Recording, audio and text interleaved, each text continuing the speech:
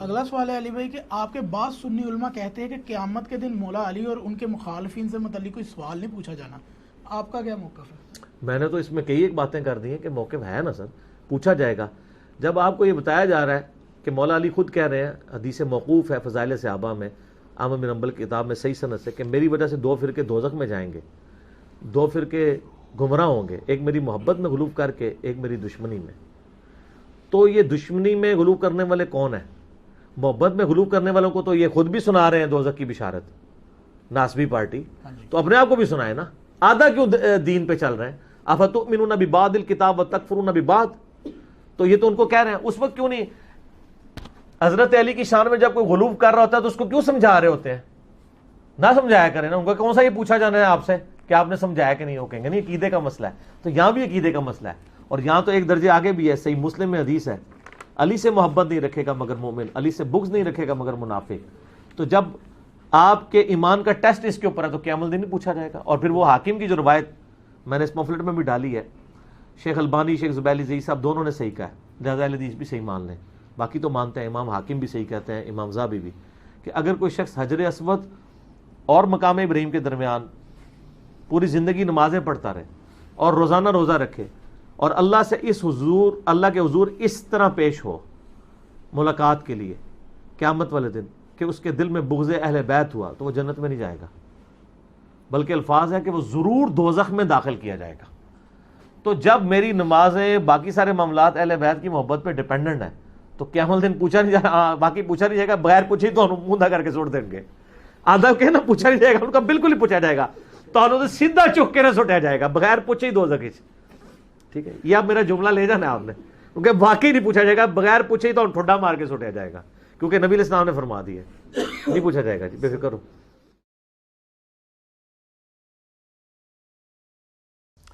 سیدنا علی کا حقیقی شیعہ ہونے کے دعوے دار سنی بھی ہیں اور شیعہ بھی ہیں، اور وہ کہتے ہیں ہم حقیقی شیعہ ہیں، وہ کہتے ہیں ہم حقیقی شیعہ ہیں. اور کیوں نہ ہو، اہل سنت میں یعنی مین سٹریم کی جو ہماری کتاب ہے صحیح مسلم، یعنی جو 2 بڑی کتابیں ہیں بخاری اور مسلم، ان میں سے ایک صحیح مسلم صحیحین میں سے ہے. اس میں جو کتاب الایمان چیپٹر ہے سٹارٹ ہی میں، اس میں انٹرنیشنل نمبر کے مطابق 240 نمبر حدیث ہے صحیح مسلم کے اندر. صحیح مسلم میں حدیث 240 کتاب الایمان چیپٹر میں، اور اس کے اوپر باب ہی باندھا گیا ہے کہ سیدنا علی کی محبت جو ہے یہ ایمان کا حصہ ہے.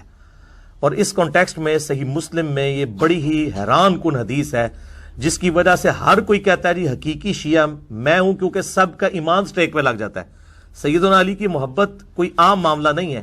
یہ حدیث حضرت ابوبکر، عمر اور عثمان کے بارے میں نہیں آئی ہے، سیدنا علی کے بارے میں، کیونکہ انہی کی پرسنالٹی نے کنٹروورشل بننا تھا، اس لیے یہ حدیث سیدنا علی کے بارے میں آئی کہ سیدنا علی رضی اللہ تعالیٰ عنہ کہتے ہیں کہ میں نے خود نبی امی صلی اللہ علیہ وآلہ وسلم نے مجھ سے یہ عہد لیا تھا. اور وہ سٹارٹ اس سے کرتے ہیں کہ قسم ہے اس ذات کی جس نے دانے کو پھاڑ کر نباتات اگائے اور تمام مخلوقات کو پیدا کیا، نبی امی صلی اللہ علیہ وآلہ وسلم نے مجھ سے یہ عہد لیا تھا، اللہ یحبنی الا مؤمن، کہ مجھ سے محبت نہیں کرے گا مگر صرف مومن، یعنی مؤمن ہی سیدنا علی سے محبت کرے گا.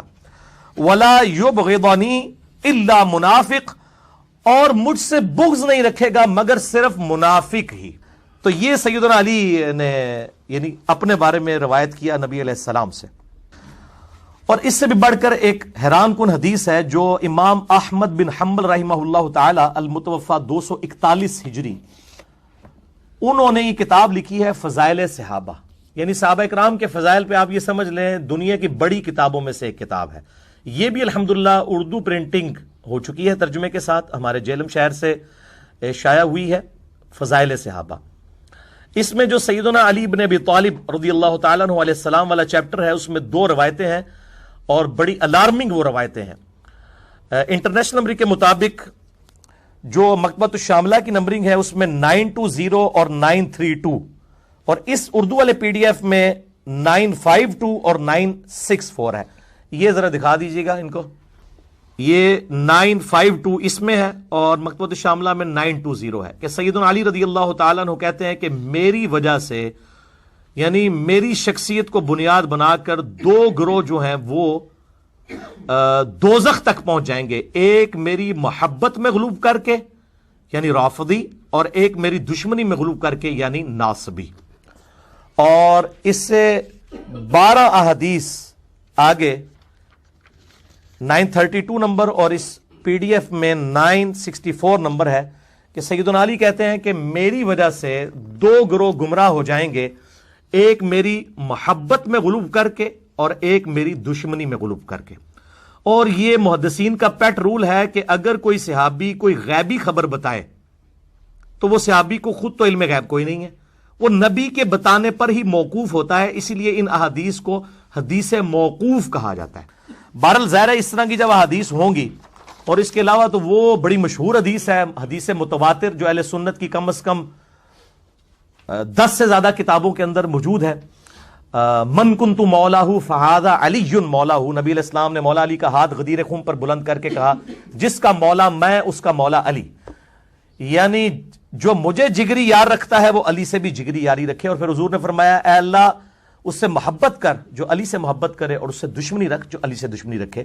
یہ حدیث جامعہ ترمذی میں بھی ہے، مسند احمد میں بھی ہے، سنن نسائی الکبریٰ کے اندر بھی ہے، امام ابن ابی عاصم کی کتاب السنہ میں بھی ہے، کئی کتابوں میں، بلکہ صحیح مسلم میں بھی غدیر خم کی حدیث کا کچھ حصہ قرآن اور اہل بیت والا موجود ہے. اس میں نے الگ سے مسئلہ نمبر 156 ریکارڈ کروا دیا ہے. غدیر خم کی حدیث کے 8 طرق جو ہیں اہل سنت کی کتابوں سے میں نے اس میں پیش کی ہیں. آج میں اس کو سکپ کر رہا ہوں. اب چونکہ امت کی جنت جڑی ہوئی تھی، لوگ تو کہتے ہیں یار یہ ان باتوں کرنے کا کیا فائدہ؟ بھائی جنت جڑی ہوئی ہے، اس معاملے میں ایمان جڑا ہوا ہے سیدنا علی کی ذات سے. تو اس حوالے سے میں نے پھر اس کو خصوصاً ٹاپک بنایا تاکہ امت تک صحیح بات پہنچائی جائے، اور میں نے الحمدللہ درجنوں لیکچرز، اپنے ہزاروں میں سے درجنوں لیکچر اس ٹاپک پہ ہیں.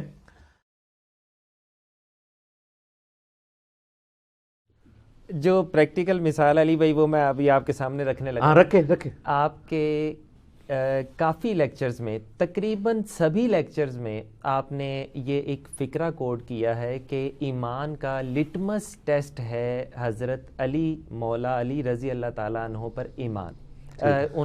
جو ان سے محبت رکھے گا وہ جنتی ہے، جو بغض رکھے گا وہ منافق ہے.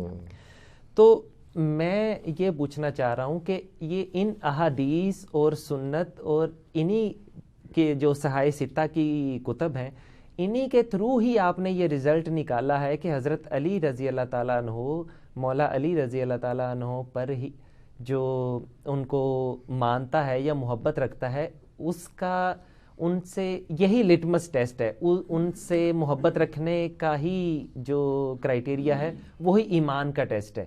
تو میں یہ پوچھنا چاہ رہا ہوں کہ قرآن میں جو کافی جگہوں پر اگر ہم اس کا تذکرہ کریں تو سورۃ العصر میں اگر کنکلوڈ کیا جائے تو وتواصوا بالحق وتواصوا بالصبر، تو اس میں تو پورا قرآن آپ شروع سے اینڈ تک پڑھ جائیے تو کہیں پہ بھی حضرت علی رضی اللہ تعالیٰ عنہ کا ذکر نہیں ہے.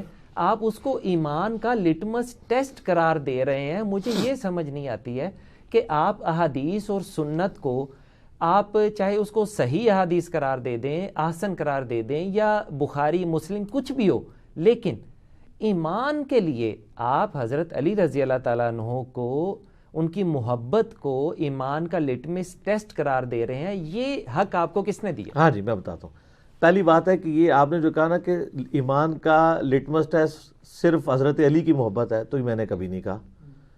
یہ لٹمس ٹیسٹ جتنے ہیں ان میں سے ایک ہے، صرف حضرت علی نہیں. میں نے ہی بیان کیا کہ بخاری مسلم میں حدیث ہے کہ صرف مومن ہی انصار مدینہ سے محبت رکھے گا اور منافق ہی ان سے بغض رکھے گا. ٹھیک ہے، تو یہ صرف والی بات تو میں نے کبھی نہیں کی ہے. اس سے اگر کوئی یہ رزلٹ نکالے کہ آپ نے جو کہ حضرت علی کی محبت کو ایمان کا ٹیسٹ کہا لہٰذا ختم نبوت ایمان کا ٹیسٹ نہ ہوئی، تو بندے آپ پہ ہنسیں گے نا کہ یہ آپ نے رزلٹ کیسے نکال لیا. ٹھیک ہے، یا کوئی شخص ختم نبوت کا عقیدہ بیان کر رہا ہو تو آپ کے اچھا آپ نے ایمان ختم نبوت سمجھ لیا ہے، مرنے کے بعد جی اٹھنے کو نہیں آپ مانتے، تو کب کہا کہ نہیں مانتے؟ سوال یوں بنتا ہے کہ اس کو بھی ایمان کا ٹیسٹ قرار دیا صحیح جس طرح اور ہے. حضرت علی تو سر حدیثوں کو چھوڑ دیتے ہیں ہم. ٹھیک ہے. ہم دنیا میں جو بھی مسلمان ہے اس سے پوچھتے ہیں کہ کیا نبی علیہ السلام کے گھر والوں سے محبت کرنا, ان کی بیٹیوں سے محبت کرنا, ان کے داماد سے محبت کرنا, یا ایٹ لیسٹ وہ 4 بندے حضرت ابو بکر, عمر, عثمان و علی, جن کو ہم مسلمان فخریہ اپنا لیڈر بیان کرتے ہیں, کیا ان کو ان سے محبت کرنا یہ ہمارے ایمان کا حصہ ہے؟ تو اگر اس کا ریفرینڈم کروایا جائے تو اینڈ رزلٹ کیا نکلے گا؟ ہاں. تو لہٰذا اس کو عملی تواتر اور سنت کی کیٹیگری میں فال کریں گے, یہ حدیثوں کی محتاج نہیں رہی بات. اور اب دوبارہ میں نے لکیر نہیں پیٹنی کہ دین کا نالج صرف قرآن نہیں ہے, سنت بھی ہے. جب میں کوئی چیز سنت اور تواتر سے ثابت کر دوں گا نا, پھر اسے قرآن میں نہیں تلاش کرنا ہوگا. کیوں؟ پھر میں وہ دوبارہ سے آپ لکیر پیٹنی شروع کریں گے, جس کی میں نے پوری تمہید پہلے سوال میں بنائی تھی. صحیح. کہ بھی نالج 2 ہیں, قرآن اور سنت. اچھا, اب آپ اگر کہیں کہ اس کی جڑ, تو جڑ قرآن کی درجنوں آیات ہیں. سورہ منافقون میں آیا کہ عزت تو اللہ, اس کے رسول اور مومنین کے لیے. ٹھیک ہے, اللہ تعالیٰ ان کو ذکر کرتا ہے. نبی علیہ السلام کا ان اللہ ہوا مولا ہوا جبریل و صالح المؤمنین. ٹھیک ہے, اسی طریقے سے سورۃ المائدہ میں جو اہل ایمان ہے ان کو ولی قرار دیا گیا ہے. اوورآل آپ پورے کے پورا دین لے کے چلیں. بلکہ سورہ بقرہ کا سٹارٹ ہی کس سے ہوتا ہے کہ ایمان اس طرح لاؤ جس طرح کہ یہ لوگ ایمان لے کے آئے ہیں. جو پرسنالٹیز ہمارے لیے رول ماڈل قرآن کے میں پیش کی جا رہی ہیں, تو یہ قرآن کا تقاضا ہے کہ ہم ان سے محبت رکھیں. قرآن کو یہ کہنے کی ضرورت نہیں ہے کہ داؤد سے محبت رکھو, نہ رکھو تو برابر ہے. قرآن میں کہیں آیا کہ حضرت داؤد علیہ السلام سے محبت کرو؟ نہیں. تو لیکن اگر میں کہوں کہ کوئی شخص اگر جو حضرت داؤد سے محبت نہیں رکھتا, ان سے نفرت رکھتا ہے, اس کا ایمان کامل نہیں ہے, تو میں جسٹیفائی ہوں؟ رسولوں پر ایمان, ایمان لادا چیز ہے, محبت لادا چیز ہے. ایک بندہ کہتا ہے میں داؤد علیہ السلام پہ ایمان تو رکھتا ہوں لیکن ان سے کوئی محبت نہیں مجھے, میں نفرت کرتا ہوں. پھر آپ کہیں گے ایمان مکمل نہیں. یہ چیزیں بیٹھتی ہیں قرآن کے مزاج کے اندر. تو کہ بھی جو بھی اللہ کی برگزیدہ ہستیاں ہیں, صراط الذین انعمت علیہم, ان کی محبت ہمارے ایمان کا حصہ ہے. اب رہا کہ وہ ایمان کا حصہ کس انٹینسٹی کا ہے, اس کے اوپر تو بات ہو سکتی ہے کہ جی کیا مولا علی کو ماننا ویسا ہی ہے جیسے رسول اللہ کو ماننا؟ نہیں. یہ بھی آپ عملی تواتر چیک کر لیں. دنیا میں آپ کسی شیعہ کے پاس بھی چلے جائیں, اس سے کہو تم مولا علی سے اتنی محبت کیوں کرتے ہو, تو وہ حضرت علی کے جب فضائل گنوائے گا تو وہ سٹارٹ, سنی کو تو ضرورت نہیں نا, وہ تو ہم سمجھتے ہیں کہ وہ پہلے ہی اس پیٹرن پہ ہیں, یعنی ہم سے مراد آپ لوگ. شیعہ غلوب کرتے ہیں نا, تو وہ کیا کہے گا آپ کو؟ کہے گا کہ حضرت فاطمہ کے داماد تھے, حضرت فاطمہ کے خاوند تھے, نبی علیہ السلام کے داماد تھے, حضور علیہ السلام کی نسل ان سے چلی ہے. ہر چیز کو رسول اللہ سے جوڑ رہا ہوگا نا. جی. آپ شیعہ کا بھی نعرہ دیکھیں, محمد اور آل محمد, صلوات بر محمد و آل محمد, اللہم صلی علی محمد و علی آل محمد. آل علی تو کبھی بھی نہیں وہ کہتے, حضرت علی کو بھی رسول اللہ کی نسبت سے لے کے چل رہے ہوتے ہیں. تو ہم برابر نہیں کبھی بھی سمجھ رہے ہوتے, لیکن چونکہ نبی علیہ السلام نے فرمایا اور آپ نہ بھی فرمائیں تب بھی سارے اہل ایمان کے ساتھ یہ معاملہ ہے. باقی جن لوگوں نے زیادہ کنٹریبیوشن کی ہے دین کے لیے, ان کی زیادہ پرائورٹی ہے. لیکن کوئی شخص یہ کوئی نہیں کہتا کہ جو حضرت علی کو یا حضرت ابو بکر کو نہیں مانتا تو وہ دوزخ میں ہی ضرور جائے گا ہمیشہ کے لیے, یا ان سے جو دشمنی رکھتا ہے ہمیشہ کے لیے. میں ہمیشہ کا لفظ بول رہا ہوں, این ممکن کہ اللہ تعالیٰ ایک عام مومن کے ساتھ بغض رکھنا قرآن میں کیا پسندیدہ ہے؟ قرآن تو آپ کو کہہ رہا ہے اپنی بیویوں سے بھی بغض نہیں رکھنا آپ نے. تو اہل ایمان کے ساتھ بغض رکھنا تو بہت بڑی چیز ہے, عذاب تو اسے ہو سکتا ہے. تو یہ چیزیں کبھی بھی قرآن سے ٹکراتی نہیں. آپ اس کے لیے تھم رول یاد رکھیں. یہ جتنے لوگ بھی لے کے آتے ہیں نا, وہ غامدی صاحب جی قرآن اس سے خالی ہے, الموطا امام مالک اس سے خالی ہے. اس دن ابھی ذرا موقع نہیں تھا, وہ طلاق کے مسئلے بیان کر رہے تھے, تو میں وہاں یہ بولنے کا تھا کہ حضرت آپ الموطا کا نام لیتے ہیں, الموطا تو اس سے خالی